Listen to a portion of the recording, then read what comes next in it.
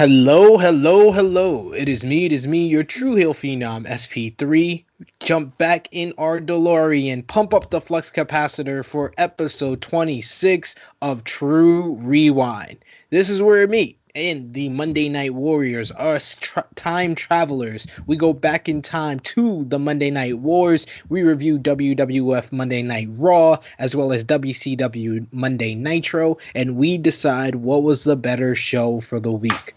We have surpassed the insurmountable odds that was 1995, and we have moved on to the first week, January 1st, 1996, and we are into one of the greatest professional wrestling years in history for both promotions, more specifically one promotion over the other, but we will get into it. I am back once again with the connoisseur of all reporting, Mr. Romeo Anthony Colon. We survived 1995. Goodbye, 1995. Hogan, Pastamania. Don't have to worry about that ever again. The Yeti, the Halloween Havoc. Oh, and never forget that Hogan Macho Man vignette on Venice Beach made me never want to go to Venice Beach ever with that homeless guy. And Hogan dressed as the Phantom of the Opera. Kevin Sullivan's father. There was a lot of that from 1995 on both sides of the ledger. We had Yokozuna versus Mabel as well on the WWF side, and the Hawk Pen match, in my opinion. We have with us. We're not saying goodbye to that. Something don't stay in 1995, obviously. Something do.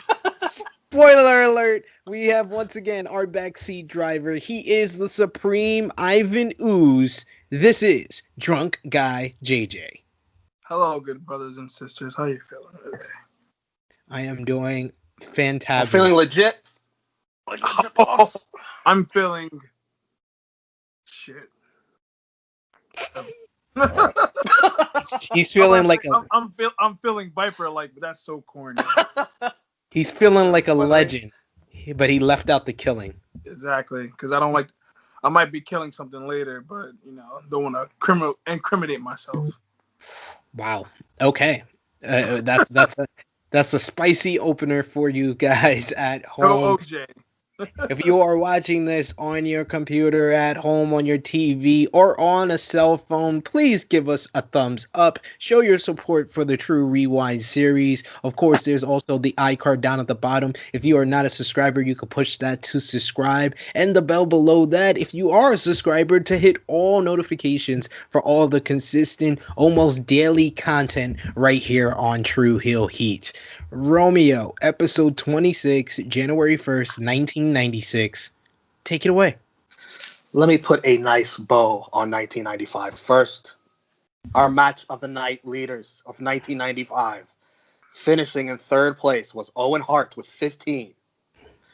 Second place, Ric Flair with 17. The Nature Boy. Mr. Match of the Year for 1995. Eddie Guerrero, 22 votes.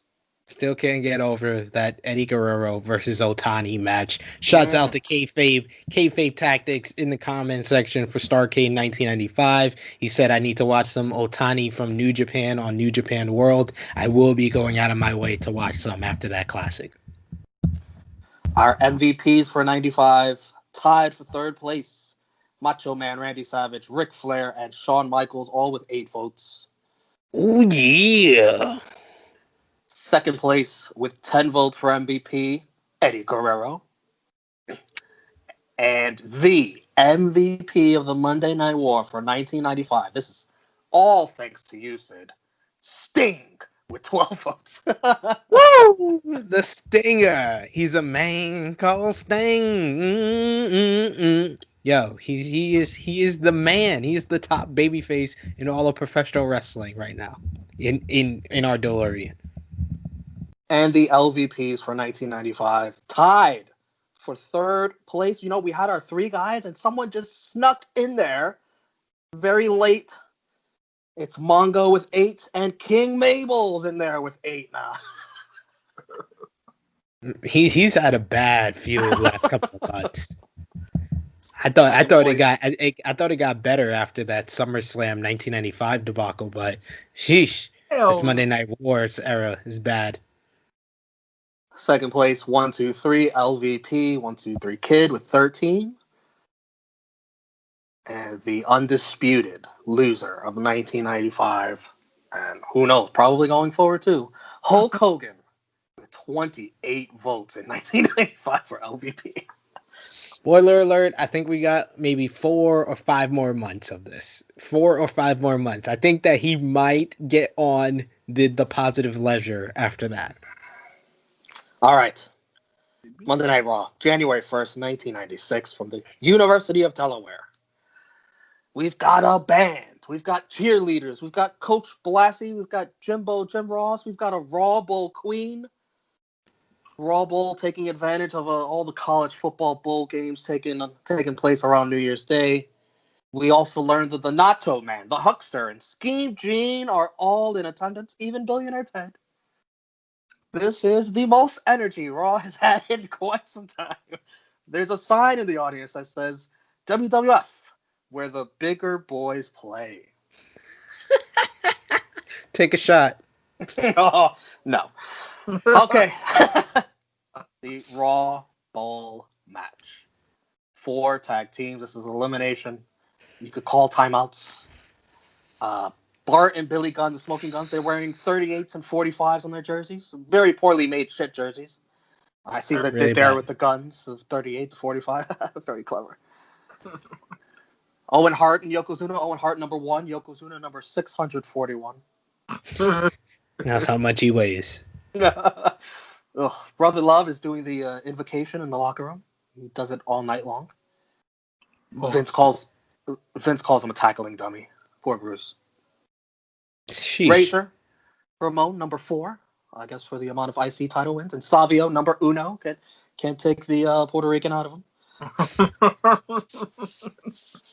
Goldust is personal usher, stops Razor to give him flowers. Gold flowers. Gold roses. Man, That's so sweet. That was sweet. boy, he beat him the fuck up. That shit was funny. Yes, personal foul, unnecessary roughness. Goldust watches from the end zone. Vince and King. Oh, all the football language, hammering it over your head. Jesus. I'm going to take a shot for that. Jesus. Right. Every single sentence on commentary, they made sure to let you know that they know their football. They're doing some kind of pun. Very groan-inducing. Say that again? No pun intended. Goldust blows Razor a kiss as we get a shot of the destroyed flowers. Kid wearing 1, 2, 3. Oh, I see what he did there. Sid with the 00. Interesting. Yeah, he's a fucking loser. Speaking of fucking losers, Earl Hebner is dressed as a football ref. The ring mat looks like a football field. Anyone can tag anybody. Earl Hebner threatens to throw the flag on Owen if he does not get in the ring. Owen gets in the ring. Jerry's using binoculars even though he's at ringside. Pervert. Razor finally gets his hands on Kid, kicks his ass, teases the Razor's head, but 1, 2, 3 Kid calls a timeout. That's right, you can call timeouts. Mind you, and it would go on to not mean shit in a little bit, but whatever. Razor does the Razor's Edge anyways. The ref throws a flag at DiBiase for getting on the apron, but not Razor for ignoring the timeout. Sid attacks Razor from behind and puts Kid on top for the pin. Savio cries about a timeout, but his team is done. Back from commercial, Lawler goes over everything that just happened with a telestrator. They're having way too much fun with this. Owen Hart accidentally gets bonsai dropped by Yokozuna. Owen gets pinned. Yoko calls timeout. The ref doesn't see it. The Raw Bowl Queen, Ashley, cannot contain herself. Jerry Lawler suggests he contain her. Shocker. She's just like a fucking minor, but of course that doesn't matter to King. But anyway. Oh. This show is off the rails already. Kid is on the top rope, waiting forever for Razor to come and push him into Sid. Smoking Guns Win with the distraction. Dirty finish. Touchdown, touchdown, touchdown, says Vince McMahon. Did you see Kid's face, the agony of defeat? Oof, it really hurt him hard. Raw ball is a big thing, man. Raw ball, you want to win, you know?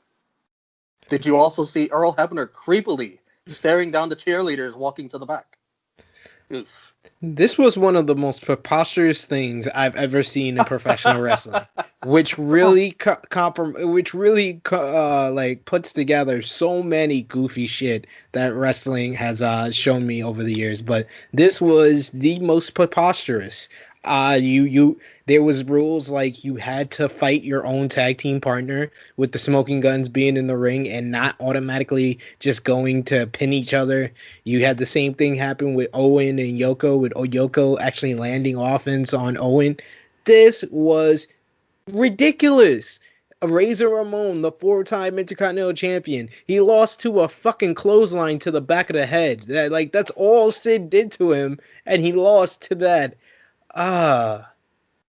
This already guarantees that Raw's getting a thumbs down for me. Yeah, that was basically the whole fucking show. It was. It was long. Jesus. I thought it was going to be the whole show, yeah. Shawn Michaels is going to have a press conference next week. Jerry Lawler says his sources tell him he will announce his retirement. Tell me a lie. Dandy Doc with the halftime show, which he promises won't be boring. It was indeed boring. Jumbo. I was looking at the clock by second number 10. 10 seconds in, I was like, let me look at this clock for when it hits 0 so I don't have to listen to Doc. Then we get a replay of the hog pen match between Hunter and Henry Godwinn from In Your House Seasons Beatings, which I immediately fast-forwarded through.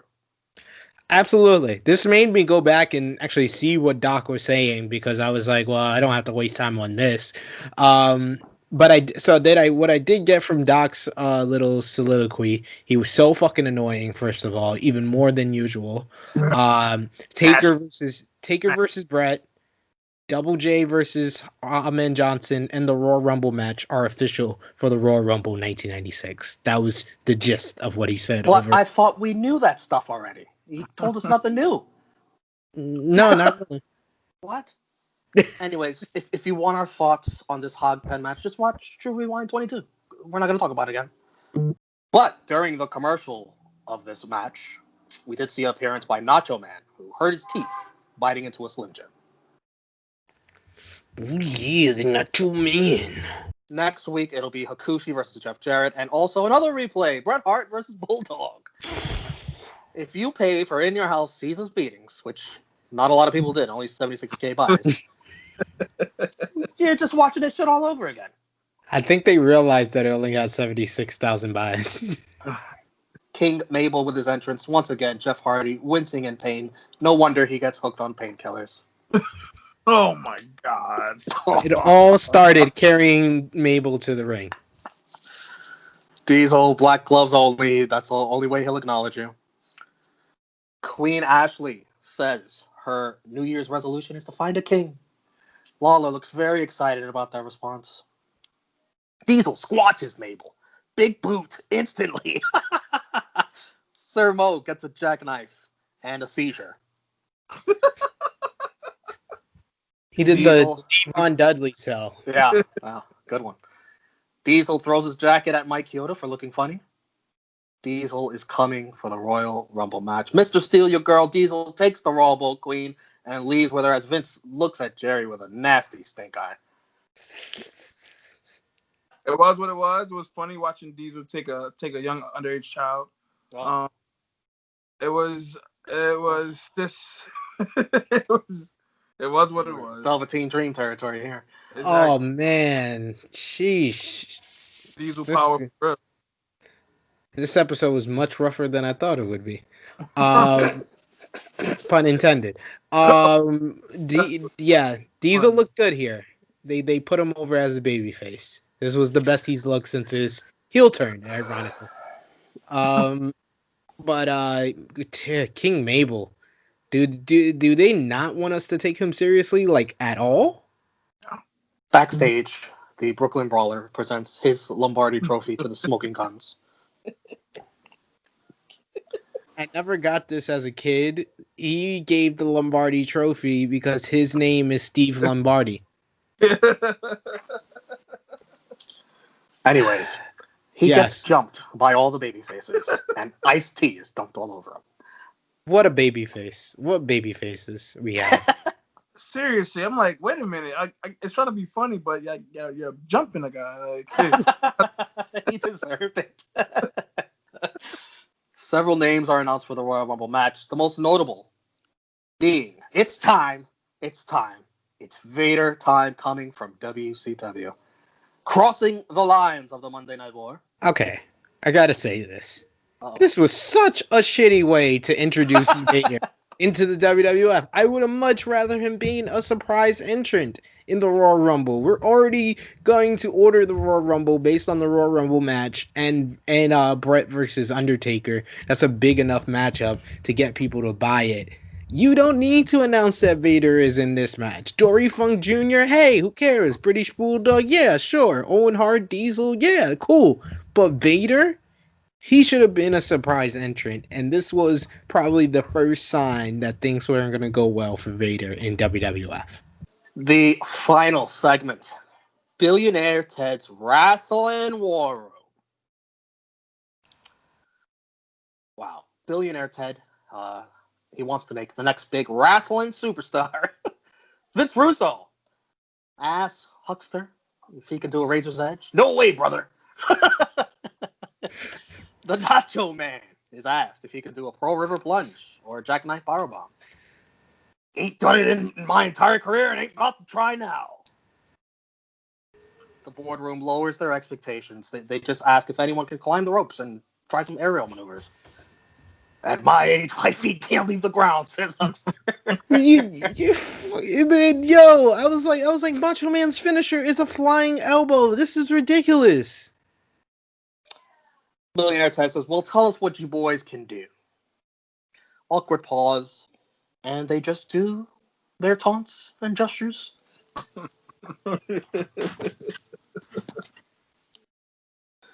You can't teach old dogs new tricks, says the narrator. The new WWF generation. On top of the hill, not over it. Boom! Roasted. What a shot at WCW here by WWF. Vince McMahon is done playing nice guy. He's shooting. Wow. So lame. On top of the hill, not over it. God, this might have been worse than the whole entire year of 1995 as an episode. Oh. I sucked. Stupid. Had a shot at the company. I mean, at WCW. You know, well, no, I can't spoil it because we didn't review the next show yet. But yeah, it was bad. I much prefer how WCW throws shots at WWF over this. I don't want to sit through any more of these segments. This episode had me very sad at the end because I was like, this is just the first one. This is just the first Billionaire Ted's War Room segment. There's gonna be more. We at least got to see at least a few more before WrestleMania. This is going to be a rough few months of 1996. All right, I'm going to have to let our viewers let us know in the comments what you think about this segment because I love this. This was hilarious. I can't wait to see more. I can't be the only one. Come on, guys. Help me out here in the comments. Help me out. This is funny shit. my microphone just dropped from Romeo. Exactly. This is okay. I'm coming back to 2020. You're the same motherfucker that didn't like Ladina Debonair, and this was great. That did not make me laugh. You're ridiculous. Ladina Debonair was 18 times. Believe him sometimes. There's no way. It's no way. What you said? Hard to believe. Hard to believe me? Yes, you. Match of the night. I'm gonna go with the Hogpen match. Hogpen for me. I'm not picking the Raw ball. By default, By default, I'm going with Diesel versus Mabel. You gotta be kidding me, man. They effectively rehabilitated Diesel to me. Diesel looked better than any other match that I've seen him in since 10 Survivor. seconds. Yeah, Hey. he looked pretty cool as fuck. He squashed the big guy, grabbed the chick. That's my MVP, Diesel. That match was better than the Raw Bowl and the Hawkman match. Is Diesel your MVP too? Yeah, for me. All around? Yeah, Kinda- Diesel. I have no Yeah. other choice. LVP, so many options. I'm gonna go Vince McMahon for booking all of this. The Raw Bowl, the over-the-top commentary with the fucking football pun in every single sentence. Vince McMahon. This is all his idea. And all the superstars involved in the Raw Bowl. I'm also going with King Mabel. Wow. I'm also going with Brooklyn Brawler. Everybody but Diesel. Pretty much everyone on this show except People for in the Diesel. production truck for replaying that Hawkman match. Yeah. I'm gonna go with something that Drunk Guy JJ has been known for our trip through 1995. For the first episode of 1996, the LVP is the audience and us for having to go back in time and rewatch. Damn. Yeah. One dirty finish. We're gonna put our thumbs out. One fucking match. And in 3, 2, 1, it'll be thumbs up or thumbs down. 3, 2, 1. A overwhelming thumbs down. Fuck you for the Raw Bowl 1996. And fuck you. Sid, do you have the remote? I really want to change the channel. Oh, absolutely. I was just getting prepared for that. Monday Night Nitro, January 1st, 1996, from Atlanta, Georgia. The ATL. Boy, their Falcons stink this year. I had to mention that. We learn it's going to be Ric Flair versus Hulk Hogan for the WCW Championship. Off his suspension. Gets a title shot. That's unadvertised. Was it advertised?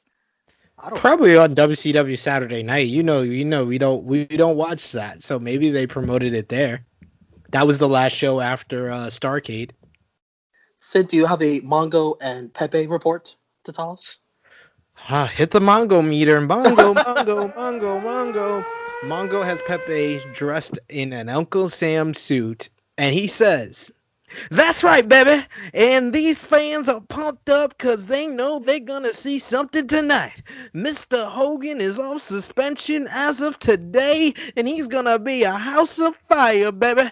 And I expect Mr. Flair's 12th title reign to be his shortest." Macho Man versus Arn Anderson. What a fall from grace for Macho Man. Nice. A curtain jerker from World Champion. Mongo says, "I'm getting tired of all this interference." Me too, Mongo. Me too. Ref bump. Arn tries to cheat but drops his weapon. Macho Man then uses a dirty finish. Benoit and Pillman come out enraged at all this cheating.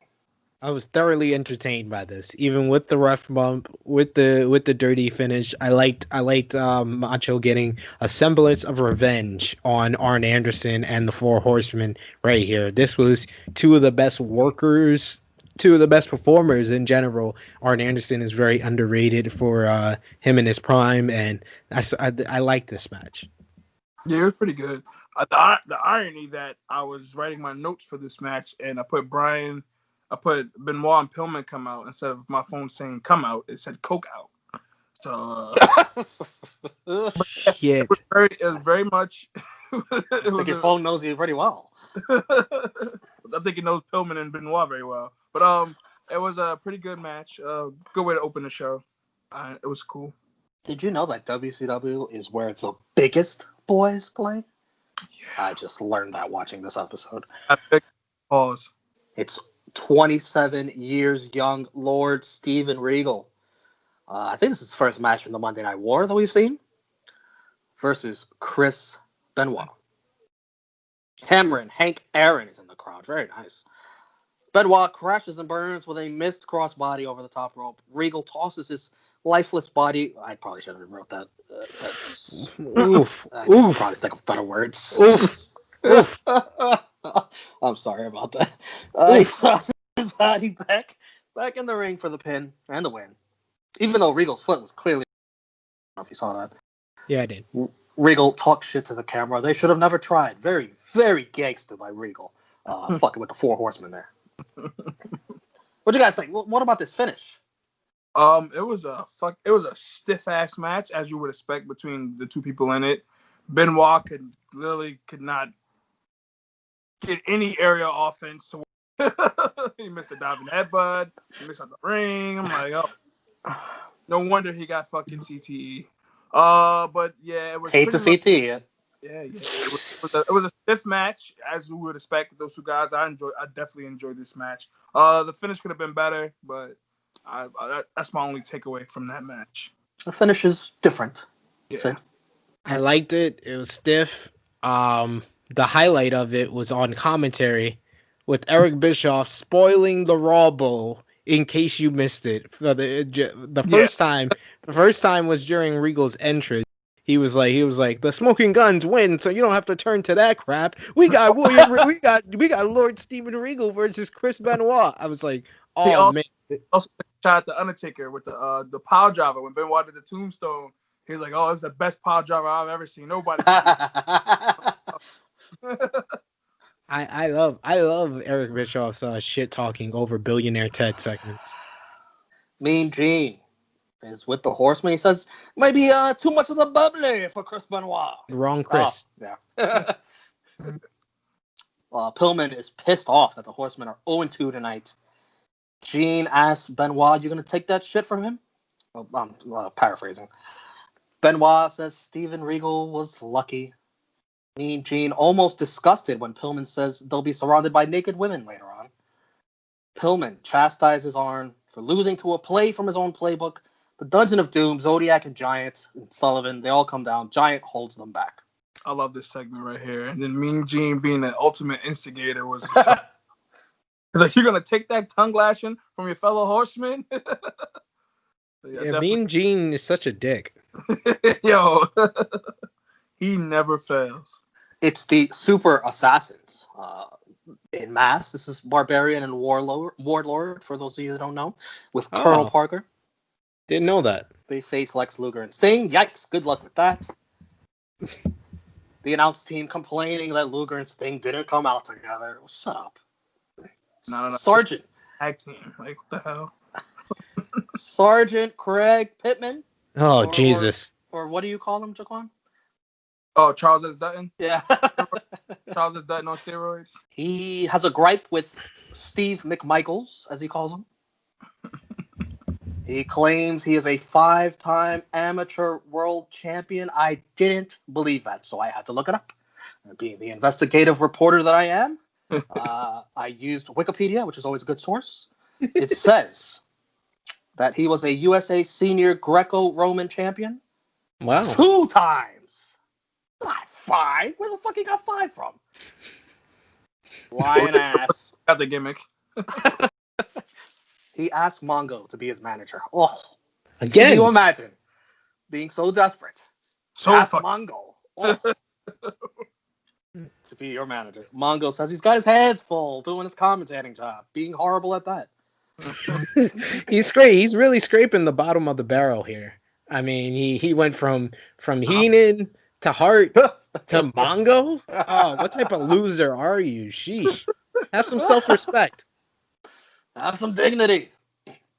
Mongo offers Sergeant Craig Pittman some advice. You're a sergeant. You don't need anybody. I am former military. I've known plenty of sergeants in my life. Trust me, they need help. Back to the match. Torture rack, Scorpion Deathlock ends it. That's it. The crowd loves it. These guys are over Lex Luger and Sting with their finishers. Woo! Sid, that was pretty bad. I'm going to need to do that again. That was bad. I don't do the Ric Flair. You have to do it badly because Sting always did it bad. He never. Really bad. He's woo. it wasn't ever as good as Ric Flair. So yeah, maybe like that. I mean, I have kids, so I try to keep the vibe and try to not get in trouble today. I'm sorry. But That was very mean, Gene Okerlund of me. I'm sorry. instigate, sheesh, scheme Romeo. All right. I enjoyed this. This was pretty much a squash match for Sting and Luger, establishing that they I guess are going to be a tag team now. Yay! I can hardly contain my excitement. Oh joy! Jimmy Hart with the Giant explains he's always going to be around winners here in WCW. The Giant talks. I did not miss the Giant talking. He almost cries, screaming about Hogan. Hogan! I thought he was on the verge of tears. Mean Gene says, I don't know what he's saying. None of us do, Mean Gene. It's Ric Flair versus Hulk Hogan for the WCW World Championship. We did get an announcement that Clash of Champions will take place on Tuesday, January 23rd on TBS, and I believe that they have all the Clash of Champions on the WWE Network. Got something to look forward to for this month. I did not notice it was a Tuesday. Interesting. Yes, first a Wednesday pay-per-view and then a Tuesday night special on TBS. You know, they were so pleased with those Wednesday pay-per-view numbers. They were like, we got to try Tuesday. Jimmy Hart runs down in the middle of this match with the megaphone to troll Hogan and manage Ric Flair. Arn Anderson hits Hogan with a foreign object. Hogan sells it. Then he reaches. Me the fuck off. How do you no-sell a brass knuckle shot? A fucking head. Are you fucking kidding me? Continue, man. It's Hulk Hogan. It is then he reaches into Arn's trunks. Now he's molesting a man. Oh. And no selling. Like, it's like he's on a fucking roll. He gets the knucks. The ref is absolutely shocked to see him and calls for the bell. What? Dirty finish. I don't know how or why. Maybe one of you can explain to me. Then the four horsemen kneel down in front of Hogan, begging for their lives, like he's Negan in The Walking Dead, ready to bash him over the head with a baseball bat. The Giant comes down with a stool. He's about to hit Hogan with it. The Macho Man, I don't know where he was prepared for this. He knew this was coming. He saves him. Jesus Christ, overbooking hell. Zodiac and Sullivan come back to hold back the Giant when the Giant was holding them back earlier in the night.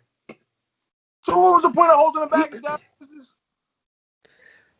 The Zodiac starts yelling, hurt, hurt, hurt. Ray yells. Ray yells he can't speak more than 2 words. Man, I really missed those months back when the Four Horsemen looked so good when they attacked Mr. Wonderful, Paul Orndorff. Oh shit, that was only like 3 weeks ago. What the fuck? What the fuck? They cowered. They cowered to Hulk Hogan with a 1-on-4 advantage. That was horrible. That was horrible. This whole segment plummeted the score for this overall Monday Night Nitro. This was horrible on many different levels. The Horsemen don't look good. The Giant doesn't look good. Hulk Hogan always looks good. So, you know. 100%. It's like Hulk Hogan wrote this whole segment. I got an idea. How about I look strong in this whole? How about I look the strongest anyone, including our world heavyweight champion. And 2 fucking factions. Like Mean Gene is interviewing Hulk Hogan and Randy Savage. Of course, it's Hulk Hogan and Randy Savage, so there's going to be all kinds of talk that doesn't make any sense. I wrote down most of it. Crisscross, whatever works, says Macho. It'll be Randy and Hogan versus Arn and Flair next Monday. Monkey see, monkey do, Hogan says. He's going to use brass knucks too. The big stinky Giant is going to get dealt with. Hogan and Macho, they're going to go to infinity and beyond.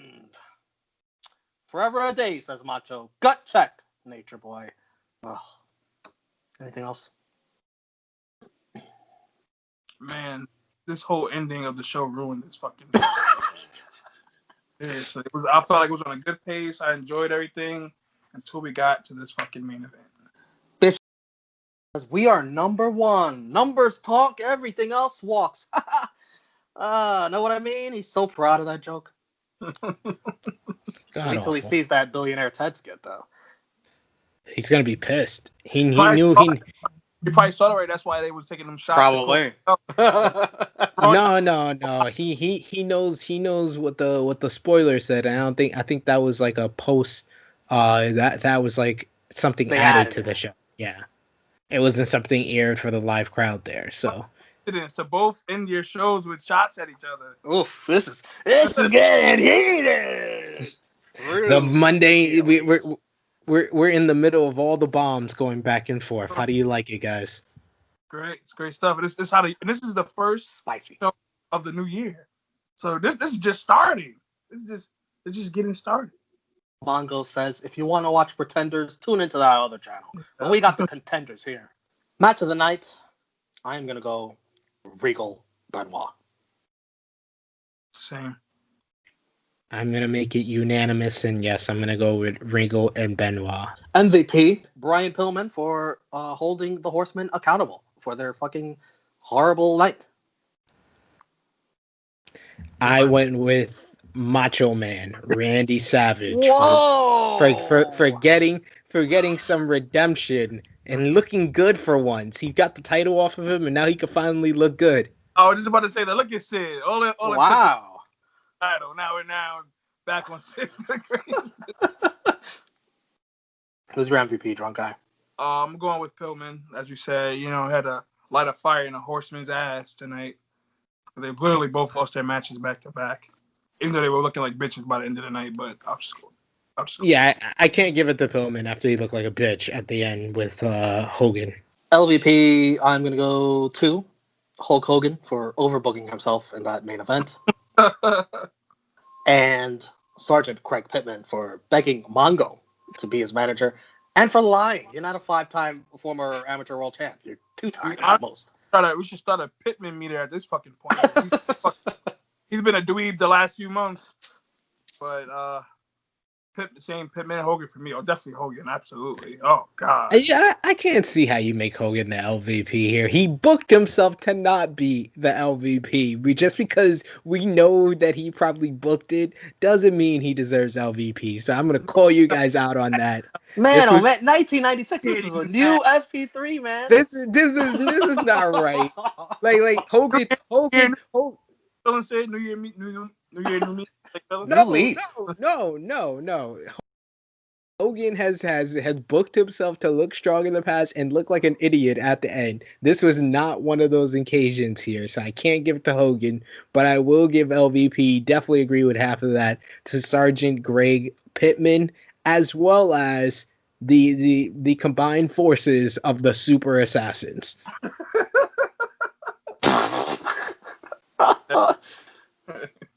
The Super Assassin. What a horrible team name, by the way. They didn't assassinate anything. Assassinated their careers. That's what they did. Oh. Yeesh. 2 dirty finishes, 1 ref bump. Mongo meter. Awful. 19 shows. We're going to put our thumbs out. 3, 2, 1. It'll be thumbs up or thumbs down for Monday Nitro, January 1st, 1996. 3, 2, 1. Thumbs in the middle. Thumbs in the middle. I am not so generous. Thumbs down. By the way, let us know in the comments. We're having a disagreement here. Do you feel Hulk Hogan is giving him a pass like Sid is, or is he a piece of shit like me and Jaquante? Again, always a fucking loser. LVP and being a piece of shit are 2 totally different things. You have to understand that. No, yes, you can be both, and most of the time he is both, but on this occasion, he was a piece of shit more than the LVP. He was not a bigger loser than Greg Pittman or the Super Assassins. He made himself the biggest winner, and he squashed the 4 Horsemen and Dungeon of Doom in one single segment. Yeah. Sergeant Pittman was so much of a loser that Sid's not even saying his name right. It's Craig Pittman. What did I say? I said Sergeant Pittman. You keep saying You say Greg. Craig, who cares? You know. Sergeant Charles Sutton Pittman, whatever you want to You call said that him. wrong too. Charles S. Dutton or Sutton, I don't care. Who cares? The ratings are in, Sid. The ratings are in. Yes. What do you guys think Raw and Nitro did for the first day, New Year's Day? So we'll start with you, Sid. Raw and Nitro. What numbers you got for me? What did they do last week? Or what did I Nitro don't have last week, but I know Nitro won unopposed. I think it was a 2.7. Okay. Remember, there was no Raw. New Year's, people are still drunk or hungover. I'm gonna go with a 2.5 for Nitro. All right, 2.5 for Nitro as well. You both guessed 2.5. You're both right. Ding, ding, ding, ding, dong. 2.5. Hello. What do you think Raw did for the God. Raw Bowl? I give it a 2. There's no way people sat through that fucking. I'm gonna go with 2.2. Sid is closer. Raw won the night. 2.6. What? People tuned in. They wanted to see their Raw Bowl. Well, no wonder they was able to do all that shitty stuff. People watching it. God, what is wrong with people in 1996? They must have still been drunk. There you go. Problem solved. Bischoff's gonna have to come up with a new line next week about the numbers not lying. This is the first. Hey, you need to check the 18 to 49 key demo. First time since December 4th that Raw has won head-to-head. And they are now tied in the ratings war 7-7 with 2 ties. But here on the Tru Rewind scoreboard, Nitro wins again with those thumbs in the middle. So Nitro is up 12-4. Thumbs in the middle. So, 2 thumbs in the middle is better than 3 thumbs down. Simple math, folks. Simple math. Simple math. Not Steiner math. Nope, not at all. Put down in the comment section below what you guys thought about January 1st, 1996 for WCW Nitro and WWF Raw. Give this video a thumbs up. Like I said at the top of this episode, push the subscribe button. If you're not already subscribed, there's plenty of great content right here on Tru Heel Heat for you daily. And of course, push the bell at the bottom to click all notifications for whenever we drop content right here. Romeo, tell them where they can find you. The Pride of NY, Twitter and Instagram. Wednesday Night Warriors here on the Tru Heel Heat YouTube channel. Halloween Havoc this week. Ooh, ooh, ooh! I gotta do it. I gotta do it every time. There you go. Supreme Ivan News, Drunk Guy JJ. Hacksaw _JAY _ Duggan on Instagram. Twitter, Drunken Master JJ. Follow the gang, YouTube, Facebook, Instagram, Twitter, Pornhub, Xvideos, OnlyFans, Tru Heel Heat. That's what we do. You know, we'll keep providing that good content. And since I'm in such a fantastic, wonderful mood, we're bringing back Going Raw with Drunk Guy JJ. Oh! Hey, pop. The pop goes wild. Watch our Hell in a Cell roundtable review too. Also, Drunk Guy, I saw a comment in one of our past videos. They said you had the best outro in the game. Oh man, thank you. Whoever said that, I appreciate it. Yes. People love your outros with the OnlyFans account that doesn't exist. You can follow me. I wonder if anybody has actually checked OnlyFans to see if we have. Never know. Everyone has an OnlyFans nowadays, it seems. Oh, Lord. You can find me on Instagram at TruHeel_Epic SP3. You could also find me on Wrestle Talks Wrestle 2 YouTube channel every single Wednesday on Alex Daily. Check me out on there. We are talking about everything going on in the wrestling world. It's interactive, so you can give us your hot takes and become a part of that show as well. And of course, Tru Heel Heat every single Saturday right here on the Tru Heel Heat YouTube channel, talking about the biggest shows, talking about all your latest news with Miss Chrissy Love and Top Guy JJ. So for the Supreme Ivan News, Drunk Guy JJ. For the connoisseur of all reporting, Romeo Anthony Cologne. Romeo. It is me, your True Heel Phenom SP3. Like Romeo said, check out the Hell in a Cell Roundtable, check out the Bound for Glory Roundtable, and we are out for Tru Rewind, episode 26. Until next time. Goodbye.